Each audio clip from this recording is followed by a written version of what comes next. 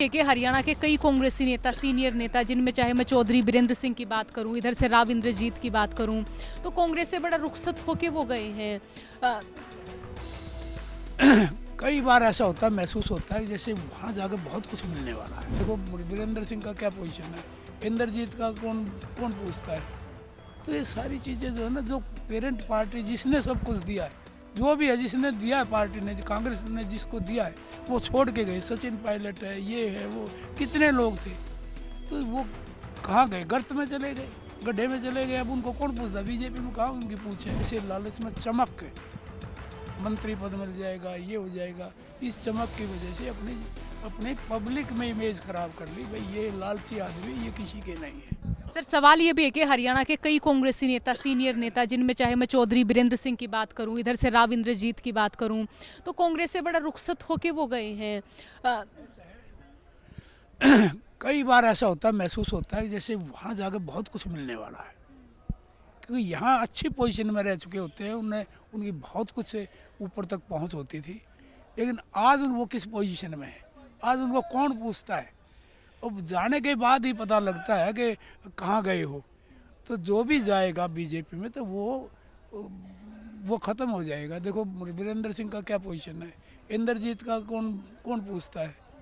तो ये सारी चीज़ें जो है ना, जो पेरेंट पार्टी जिसने सब कुछ दिया है, जो भी है जिसने दिया है, पार्टी ने, कांग्रेस ने जिसको दिया है वो छोड़ के गए। सचिन पायलट है, ये है, वो कितने लोग थे, तो वो कहाँ गए? गर्त में चले गए, गड्ढे में चले गए। अब उनको कौन पूछता? बीजेपी में कहाँ उनकी पूछ है? यहाँ उनकी इज्जत थी, लेकिन उन्होंने थोड़े से लालच में चमक के मंत्री पद मिल जाएगा, ये हो जाएगा, इस चमक की वजह से अपने पब्लिक में इमेज खराब कर ली। भाई ये लालची आदमी, ये किसी के नहीं है। सर, वो ये भी बोलते हैं कि जो हुड्डा बेल्ट से जुड़े हुए नेता हैं, रोहतक, सोनीपत, झज्जर, ये बेल्ट हो गई, तो वहाँ के नेताओं के लिए तो भूपेंद्र हुड्डा बड़े अच्छे हैं, बड़े भले हैं, लेकिन जैसे ही उस बेल्ट से बाहर जाते हैं तो ये हो जाता है लड़ाई दूसरे नेताओं से, आपसी खेमेबाजी। आदमपुर में इलेक्शन आपने देखा है, गढ़ है उसका,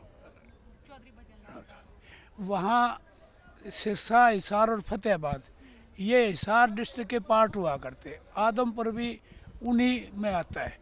तो इसकी इनेलो की कितनी वोट आई वहाँ? इनेलो की वोट कितनी आई? 3000 तो उसके गांव में आई, 2000 और आई, 5000, 2000 वोट सारे हल्के में आई आदमपुर में। चौटाला की, देवीलाल की, जहाँ देवीलाल कार्य चौटाला का नाम होता था आदमपुर में, वहाँ हुड्डा की कितनी आई? तो हुड्डा को ये कैसे कह देंगे कि अब सोनीपत और रोहतक जिले में, आदमपुर हल्के में इतने 52,000 वोट लिए हैं, तो वो कैसे आगे? उसके चौटाला के कितने आए, औरों के कितने आए? ये देखो आप पार्टी के कितने आए। तो कैसे कह सकते हैं हम हुड्डा एक ही जगह का है? हुड्डा तो आज सारे हरियाणा के अंदर आप कहीं चले जाओ। अब अगले ये बेल्ट में देखो, सारी बेल्ट में सारा पानीपत की 4 सीट, आपका फिरोजपुर जिरका की 3 तो आई हुई, 4 सीटें, चौथी भी आएगी अब के। तो कौन कहता है कि हुड्डा सिर्फ उन जिले में रह गया? हुड्डा तो सारे हरियाणा में है।